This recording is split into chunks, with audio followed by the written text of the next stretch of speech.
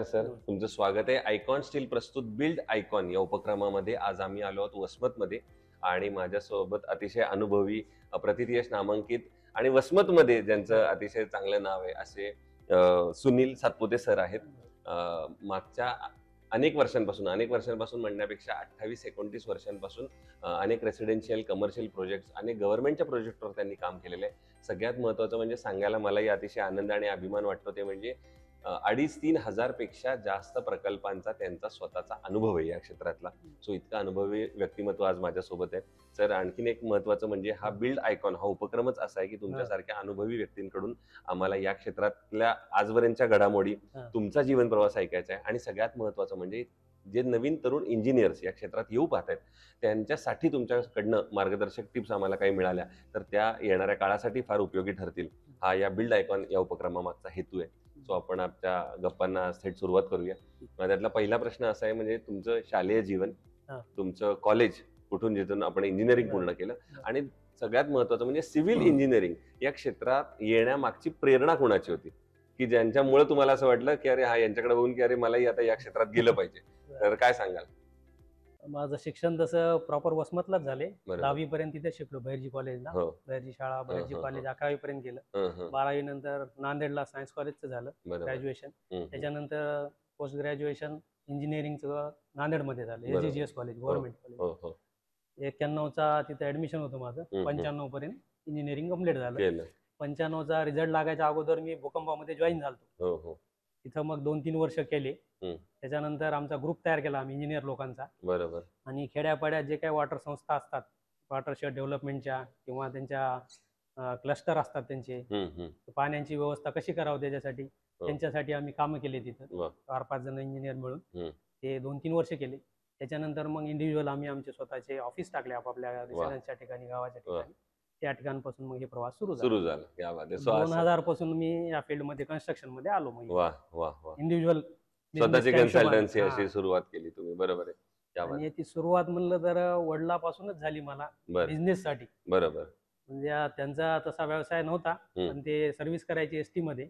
आणि एरवीच्या टायमामध्ये जेव्हाही टाइम भेटल तेव्हा त्यांचे कपड्याचा व्यवसाय होता किंवा आमचं वडिलोपार्जित सुताचा बिझनेस आहे. अच्छा. सूत विणणं, कातणं, त्याचे जे बंडल असतात ते विकत आणून विकण्याचं काम होतं त्यांचं. अच्छा. आणि त्यांच्यासोबत मी कधी खेड्यापाड्याला जायचो ते घेऊन.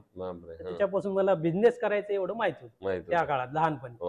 ते मी जवळपास 7वी पर्यंत असताना त्यांच्यासोबत जायचो. त्याच्यानंतर मग या आपल्याला काहीतरी स्वतःचा व्यवसाय करायचा या हिशोबानं आधीपासूनच मला इंजिनिअरिंगची आवड होती, त्यातल्या त्यात कन्स्ट्रक्शनची आवड होती. त्यामुळे मी या फील्डमध्ये पहिल्यापासून गेलो. दुसरं डायव्हर्शन घेतलंच नाही मी. आपलं 12वी झालं की डायरेक्ट इंजिनियरला ऍडमिशन घेतलं. त्याच्यात बी पहिला प्रिफरन्स सिव्हिलच दिलता. दुसरे ब्रँच बी पाहिले नव्हते. पण माझ्या मते तो निर्णय 25 वर्षांपूर्वीचा फार महत्वाचा होता, कारण आज तुम्ही त्याच्यातलं तुमचं यश हे सांगताय, तुम्ही केलेले प्रोजेक्ट. मला आवड होती म्हणून याच्यात आता पण इंटरेस्ट दाखवला आणि हेच काम कंटिन्यू केलं. बरोबर. दुसऱ्या कोणत्या एक्झाम दिल्या नाही. मी BE पास झालो तर अगोदर मला जॉब भेटला, भूकंपात होतो. तिथपासून मग ते ग्रॅज्युएशन, पोस्ट ग्रॅज्युएशन पुढे काही केलंच नाही. जी आपल्याला फील्ड भेटली, आपल्याला आवडीची होती, त्याच्या हिशोबाने पुढे चालत गेलो. वा. तो आता सिव्हिल इंजिनिअरिंग मधल्या काही प्रश्नांविषयी आहे. त्यातला पहिला प्रश्न आहे म्हणजे हे फील्ड फार कल्पक आहे. तुम्ही जेव्हा 2-2.5 हजार प्रोजेक्ट केले तर त्यामुळे तुम्ही नेहमी काळजी घेत असा की पहिल्या प्रकल्पात दुसऱ्या रेसिडेन्शियल प्रोजेक्ट करत असाल तर दुसऱ्यासारखा दिसू नये, प्रत्येक प्रकल्प हा वेगळा दिसावा, त्याची एक वेगळी आयडेंटिटी व्हावी.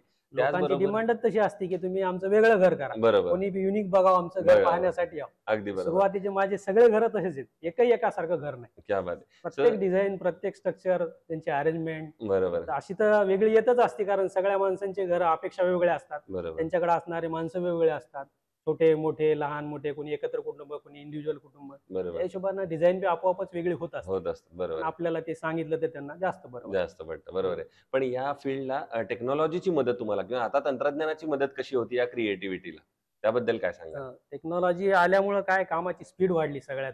बरोबर. आणि टेक्नॉलॉजी मध्ये जे काही नवीन नवीन मटेरियल आले त्याच्यामुळे स्ट्रेंथ वाढली.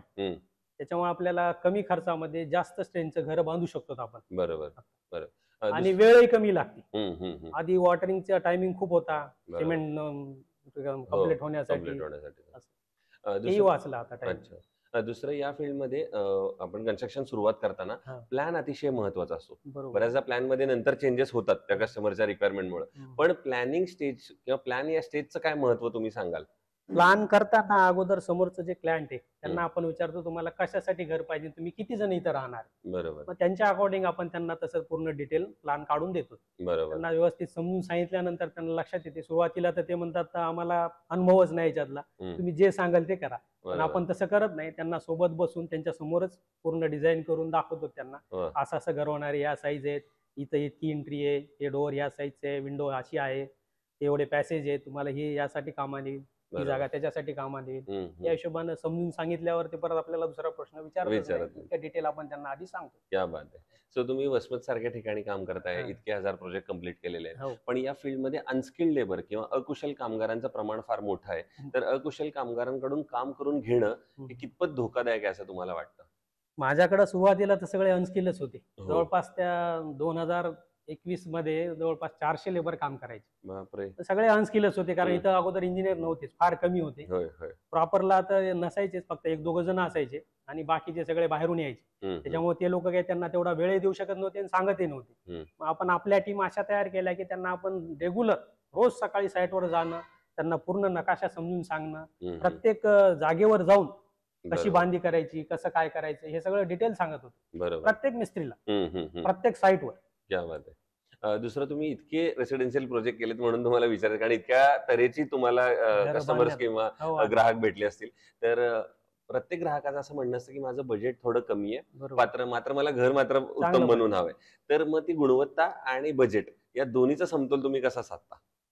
त्यांना समजून सांगूनच करावं लागते ते, की ही एवढी जागा आहे, एवढ्यामध्ये इतके वस्तू बसतात. आता एकाच तुम्हाला समोर समजा 20 फुटाची जागा आहे, ते म्हणते मला समोरच पायऱ्या पाहिजे, समोरच बैठक पाहिजे, समोरच किचन पाहिजे. पण नंतर त्यांना वास्तुशास्त्राची जर हे दिली, माहिती दिली, मग त्या हिशोबाने आपण जर अरेंजमेंट करून दाखवली तर मग ते शांत होऊ शकतं, ऐकते त्यांना. मग त्यांना लवकर समजून जाते की हे वास्तुशास्त्र केल्यामुळे कसा फरक पडते. कारण वास्तुशास्त्र काही अंधश्रद्धाचा वगैरे विषय नाहीये. त्याच्यामध्ये सूर्य, उन्हाचा प्रकाश, वारं कुठून येते, कोणत्या वेळेस आपण कोणत्या रूम मध्ये बसायला पाहिजे, सकाळच्या, दुपारच्या, संध्याकाळच्या, त्या हिशोबाने ती अरेंजमेंट असते. एवढं सगळं सांगितल्यानंतर त्यांना लक्षात आल्यावरती ते करतात, कमी करणं विचार. बरोबर.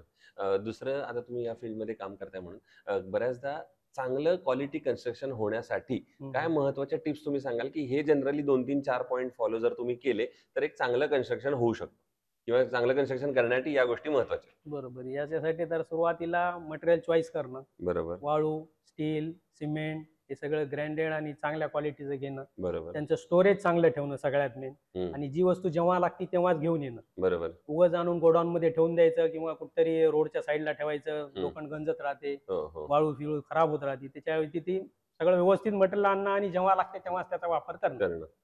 दोन महत्वाच्या गोष्टी. महत्वाच्या गोष्टी. त्यानंतर लेबर पण चांगलेच पाहिजे समजा, आणि वॉटरिंग सगळ्यात मेन. प्रत्येक स्टेपला फाउंडेशन झालं, बेसमेंट झालं, वॉल कन्स्ट्रक्शन झालं किंवा प्लास्टर झालं, त्यांना त्या पिरियड प्रमाणे बांधकामाला 7 दिवस, कॉन्क्रीटला 20-25 दिवस, फुटिंगला तेवढे दिवस, असं सगळ्यांना जर टायमिंग देऊन व्यवस्थित क्युरिंग झालं तरच त्याची क्वालिटी चांगली राहील. बरोबर आहे. स्ट्रेंथ भेटेल त्यांना व्यवस्थित. दुसरं, आपण असं म्हणतो की भारताच्या एकंदर निर्माणामध्ये अभियंत्यांचं महत्व फार मोठे, सिव्हिल इंजिनिअरिंगचं फार महत्वाचं क्षेत्र. तर येणाऱ्या आगामी काळात तुम्ही सिव्हिल इंजिनिअरिंग किंवा इंजिनिअरिंग या सेक्टरचं भवितव्य किंवा भविष्य काय सांगाल? पुढच्या 15-20 वर्षातलं कसं असतील दिवस? बरोबर. याच्या पुढे तर इंजिनियरला चांगलेच दिवस येणार आहेत, कारण विदाऊट इंजिनियर आता साध्या खेड्यात सुद्धा काम करत नाही कोणी. बरोबर. नुसता नकाशा काढायला तरी येतेच, मात्र ते इंजिनियर कडूनच काढून घेते, आणि सुरुवातीचे स्टेप तरी करते, ते बेसमेंट तरी करून घेतील, नाहीतर कॉलम तरी उभे करून घेतील. बरोबर. आणि त्याच्याशिवाय ते व्यवस्थित होणार पण नाही. नाहीतर असे म्हणलं तर त्यांनी जर डायरेक्ट प्लॅन केला तर ते गावातले मित्र वगैरे खूप असतात, पाहुणे रावणे खूप असतात, ते आत्तापुरतं त्यांना माहिती सांगतात की ही रूम इथं नको, तिथं नको, पण भविष्याच्या हिशोबाने काय बदल होईल ते इंजिनियर लोकांना जरा त्यांच्यापेक्षा जास्त समजेल, ते त्यांना व्यवस्थित समजून सांगतील. तर त्यांचाही फायदा भविष्यात चांगला होईल. कधी एका घराचे 2 घर करायचे असेल तर त्याची बी प्लॅनिंग त्यांना सुरुवातीला करून नंतर विभक्त करता येईल. सध्या तुम्ही एकत्र राहू शकता असा प्लॅन केला तर. बरोबर. यांच्याकडून त्यांना जास्त तोडाताडीचा फायदा हे नुकसान होणार नाही, आणि भविष्यात पण राहण्यासाठी चांगली व्यवस्थित वास्तू होईल. बरोबर. हे झालं देशाच्या निर्माणामध्ये, पण एका शहराच्या किंवा गाव पातळीवरच्या विकासामध्ये एक इंजिनियर कशा प्रकारची भूमिका बजावू शकतात असं तुम्हाला वाटतं? काय सांगाल? शहरासाठी किंवा गावासाठी म्हणलं तर रोड, नाल्या, रस्ते याची प्लॅनिंग करणं, त्यांचा उतार काढणं, नाल्या कुठं तुंबून येते एका ठिकाणी, त्याला स्लोप भेटणं व्यवस्थित, बरोबर त्याच्यासाठी सगळ्यात जास्त गरज असते ती इंजिनियरची. बरोबर त्याच्यानंतर रोडची विड्थ डिसाईड हो. करणं, या हो. गल्लीसाठी केवढा लागल, ह्या रोडसाठी किती लागल, हम्म. आता इथून पुढे हे रस्ता डेव्हलप किती होईल, बरोबर त्याला लागून कोणता हायवे टच आहे का नाहीये, त्या हो. हिशोबानं रस्त्यांची, नाल्याची, रोडची प्लॅनिंग करणं सगळ्यात जास्त महत्वाचं याच्यात. आहे याच्यानं. बरं, तुमच्यासारखा अनुभवी इंजिनियर आहे म्हणून तर अजून हक्काने विचारतोय की या क्षेत्रात येणाऱ्या तरुण इंजिनियरला तुम्ही काय वडिलकीच्या नात्यानं, अनुभवाच्या नात्यानं एक सिनियर म्हणून काय सल्ला द्याल की या क्षेत्रात तुम्ही सांगितलं त्याप्रमाणे संधी खूप आहेत, संधी खूप पण येताना या गोष्टी घेऊन या, तुम्हाला याच्यात यश नक्की मिळेल. नाही, थेरॉटिकल नॉलेज पाहिजेच. अगोदर एज्युकेशन व्यवस्थित करावं त्यांनी, बरोबर त्याच्यानंतरच या फील्डमध्ये यावं. आणि बरोबर. सगळ्यात मेन म्हणलं तर त्यांना आवड पाहिजे हम्म. सिव्हिल कन्स्ट्रक्शनची, या बरोबर. दिशेची. हो. तर त्यांना ते व्यवस्थित होईल आणि सोपं पडेल. बरोबर इंटरेस्ट असलं तर माणूस जास्त मन लावून किंवा जास्त माहिती घेऊन त्या याच्या क्षेत्रात उतरते ते, बरोबर. त्याला ते जास्त फायदा होईल.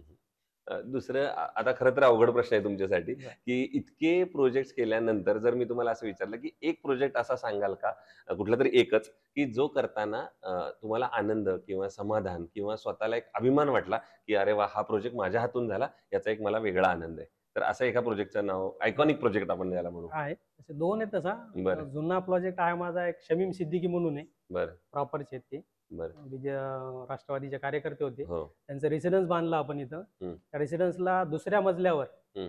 30 बाय 10 बाय 6 फूट डेप्थ एवढा स्विमिंग पूल बांधला बरं, दुसऱ्या त्या मजल्यावर? दुसऱ्या मजल्यावर. क्या बात आहे. आणि त्या वरच्या मजल्यावर आपण त्यांना तेवढी गार्डन केली. जवळपास ती गार्डन अशी 50 बाय 120 ची गार्डन आहे. त्याच्यामध्ये आपण ब्लॅक कॉटन सॉइल टाकली त्या स्लॅबवर. ते अच्छा, थिकनेस जवळपास 1 फूट ते 1.5 फूट आहे. आणि त्याच्यावर मग लॉन वगैरे लावून गार्डन तयार केलेली आहे त्यांना. क्या बात आणि आहे. त्या गार्डनच्या मध्यभागी ते आपण स्विमिंग टँक केलाय. वा वा. ते स्विमिंग टँक असा आहे की त्याला चारी साईडनं पॅक आहे ग्लासनं, हम्म. वर छत पण आहे. स्विमिंग हो. करायला त्यांना जवळपास 30 फूट लांबी आहे. वा आणि पाण्याची डेप्थ 6-6.5 फूट आहे. वा वा. 10 बाय 30 चा एवढा टँक आहे. क्या बात आहे. सो हा एक आणि वेगळा त्याला हॉल बी डुप्लेक्स हॉल आहे, मोठा हॉल आहे, चांगला क्या बात प्रशस्त. म्हणजे हॉल असेल ते जवळपास असा 30 आणि असा 80-90 हॉल. मस्त, सुंदर. सुंदर घर आहे. सो हा झाला एक आयकॉनिक प्रोजेक्ट. आणि दुसरा प्रश्न तसा सोपा आहे, पण असे पुन्हा एकदा आठवायला तुम्हाला अवघड आहे इतक्या वर्षानंतर, की असा एखादा प्रकल्प जेव्हा काहीतरी एक अचानक अडचण आली किंवा अचानक कुठलं तरी आव्हान आलं आणि त्या आव्हानावर तुम्ही मात केली, असा एखादा प्रकल्प आहे का, कुठला आठवतोय? ह्याच प्रोजेक्ट मध्ये जेव्हा ते म्हणले आम्हाला दुसऱ्या मजल्यावर स्विमिंग टँक पाहिजे, हो. अगोदर त्यांनी सांगितलं होतं अच्छा. त्या रेसिडेन्स मध्ये टँक पाहिजे, बर कारण बर त्यांची मिसेस जी आहे ती स्विमिंग चॅम्पियन होती, बर तिच्यासाठी करायचं होतं. आणि ते हो. मोमेडियन होते, बर त्यांना ते खाली जमणार जमणार नव्हतं, नव्हतं. म्हणून त्यांनी त्या दुसऱ्या फ्लोअरवर वा. सांगितलं. ते बी पहिल्या फ्लोअरचा स्लॅब झाल्यानंतर सांगितलं. बापरे. त्याच्यामुळे ते कॉलमची साईज बदलावं लागली, त्याची हाईट बदलावं लागली, त्याच्यामध्ये स्टील वेगळं करावं लागलं. अच्छा. सो हा एक अचानक बदललं होतं. अचानक हे मोठं आव्हान आलेलं आणि तुमच्यासमोर. एवढा मोठा टँक म्हणजे त्याची बेसमेंट, त्याचं वजन. बेस जे ते बेस बी स्ट्रॉंग करायला पाहिजे होता. आणि तेवढं पाणी, आणि ते पाणी बी लिक्विड, हो. त्याचं जेव्हा जम्प मारतील कोणी समजा स्विमिंग करताना, तेव्हा त्याचं वजन वाढते आणि साईडच्या कंपाऊंड वॉल असतात त्याच्यात, त्याला डिस्टर्ब होऊ शकतं. बरोबर. मग त्याची बी डिझाईन अर्जंट करावं लागली. क्या बात. त्यांनी ते खाली ऐकायला तयारच नव्हते, नाही म्हणले मला वरच पाहिजे. हो. मग ते अर्जंट वर शिफ्ट केलं. वर्षिप केलं. क्या बात आहे. त्याच्या बेसमेंटला जवळपास 4 टन स्टील लागले. बापरे. 10 बाय 30चं जे आपण त्याला बेस केलेलं आहे हम्म, त्या हम्म. पूलला, सेकंड फ्लोअरला, त्याच्यासाठी वा वा. दुसरं ते असं सक्सेस झालं व्यवस्थित होय. आहे. आताही वापरतात ते. वा. चांगलं. हे झालं आयकॉनिक प्रोजेक्ट. आणि तुम्ही आता अडचण आलेली असली किंवा आव्हान सांगितलं. दुसरं असं, कुठल्याही कन्स्ट्रक्शन मध्ये स्टील आणि सिमेंट या दोन महत्वाच्या गोष्टी असतात, सगळ्यात तर महत्त्वाचं त्यातलं स्टील निवडताना तुम्ही काय गुणवैशिष्ट्य सांगाल की कुठलंही स्टील निवडताना या गोष्टी चेक केल्या पाहिजेत तर ते स्टील चांगलं आहे असं? एक तर सगळ्यात मेन करोजन लेस पाहिजे, कमी बरोबर करोजन पाहिजे. तुम्ही जर वातावरणात आणण्यासाठी, आता वापरेपर्यंत त्यांना 1 महिना लागते, बरोबर तेव्हाच आपण चेक करायला पाहिजे की करोजन व्हायले की नाही व्हायला. बरोबर. त्या क्वालिटीच तसंच आणायला पाहिजे. हो हो. आणि आता तर क्वालिट्या खूप वाढल्या, स्ट्रेंथही खूप वाढली. अगोदर 265 NPA होतं, आता 414, 415, 500, 550 पर्यंत स्टील आले. बरोबर नवीन जे स्टील आहे ते पहिल्यापेक्षा कितीतरी पट चांगले. बरोबर. त्याच्यामुळे खरं स्टीलमध्ये स्टील वापरायची डिझाईनही कमी व्हायला, म्हणजे खर्च कमी व्हायला त्याला. हम्म. अगोदर जे आपल्याला 12 mm 16 mm वापरायचे, त्याच्याऐवजी आपण आता 10 mm 12 mm मध्ये कॉलम बीम स्लॅबची डिझाईन करू शकतो. स्लॅब मध्ये अगोदर प्लेन बार होते तर ते 12 mm टाकायचे, 12, 6. बरोबर. आता आपण 8 आणि 6 मध्ये स्लॅब टाकू शकतो. वा. ते 2 वे ची डिझाईन निघाल्यामुळे अजून फायदा झाला. स्टील कमी झाल्यामुळे हीट कमी झालं तर क्रॅक कमी होते. तर स्टीलची क्वांटिटी वाढली स्लॅब मध्ये किंवा कॉन्क्रीट मध्ये तर क्रॅकचं वर्जन जास्त प्रमाण जास्त होतं. आणि आता हे क्वालिटी चांगली झाल्यामुळे कमी स्टील वापरलं तर घरात खर्चाचं कमी प्रमाण होते. बरोबर. कन्स्ट्रक्शन मध्ये जवळपास 10 ते 20% खर्च कमी झाला स्टीलचा. स्टीलमुळे. बरोबर. हे झालं स्टील बद्दल. आता आयकॉन स्टील तुम्ही कुठल्या प्रोजेक्ट मध्ये वापरलंय का यापूर्वी? आयकॉन बऱ्याच ठिकाणी वापरले. आता रनिंग मध्ये म्हणजे 2021-22 चा भूकंप आपलं कोरोनाच्या काळातला प्रोजेक्ट होता आमचा सीताराम मॅनेवर म्हणून. बरोबर. गावामध्ये जवळपास G+4 ची बिल्डिंग आहे ती. ओके. त्या बिल्डिंगला आपण आयकॉन वापरतो. तर तुमचा आयकॉन स्टीलचा स्टील म्हणून अनुभव कसा होता आणि त्याचबरोबर त्यांची सर्व्हिस म्हणजे त्यांचा स्टाफ असेल, त्यांची क्वालिटी असेल, कॉस्ट असेल, त्यांची अवेलेबिलिटी असेल, तर काय सांगाल या सगळ्याबद्दल? कॉस्ट तर तेव्हा कमी होती, चांगली होती, व्यवस्थित दिली आणि स्टॉकही व्यवस्थित आला होता. काय अडचण आली नाही आम्हाला. काही वेळेस आम्हाला स्लॅबच्या वेळेस युनिक लेन्सच्या स्टील पाहिजे होता, त्या बी त्यांनी पुरवल्या. रिंगा बी आलत्या काही वेळेस. अच्छा. सो हे आहेत इंजिनियर सुनील सातपुते सर. त्यांनी मागचा 25-30 वर्षांचा प्रवास माझ्यामध्ये अवघ्या 10-15 मिनिटात आपल्यासोबत शेअर केला आणि त्यातल्या काही फार महत्त्वाच्या गोष्टी आहेत. जसं सांगितलं तसं त्यांनी आता किल्लारीच्या भूकंपाच्या नंतर ज्या घरांची उभारणी केली त्याचा एक वेगळा आनंद असतो, माणसाला समाधान असतं. दुसरं त्यांनी स्वतः असलेली आव्हानं आणि त्याचंच एक समाधान त्याच्यानंतर त्याच प्रोजेक्टवर काम केल्यानंतर आणि तो प्रोजेक्ट पूर्ण केल्यानंतरचं समाधान हे वेगळं असतं. त्यामुळे तुम्हाला जर तुमच्या क्षेत्रात काम करण्याची आवड असेल तर त्या आवडीनंतर जे काम होतं माणसाचं ते जास्त परफेक्ट होतं असं त्यांनी सांगितलं. सो जी मुलं या क्षेत्रात येणार आहेत तर तुम्हाला खरंच या क्षेत्राची आवड असेल तर तुम्ही या क्षेत्रामध्ये या, यश तुमची वाट पाहताय यामध्ये. सो पुन्हा एकदा तुमचे आभार माझ्याकडून आणि आयकॉन स्टील कडून. तुमच्या हातून असेच उत्तम प्रोजेक्ट घडत आणि असेच आयकॉनिक प्रोजेक्ट घडत याच आमच्या दोघांकडून मनपूर्वक शुभेच्छा. Thank you very much.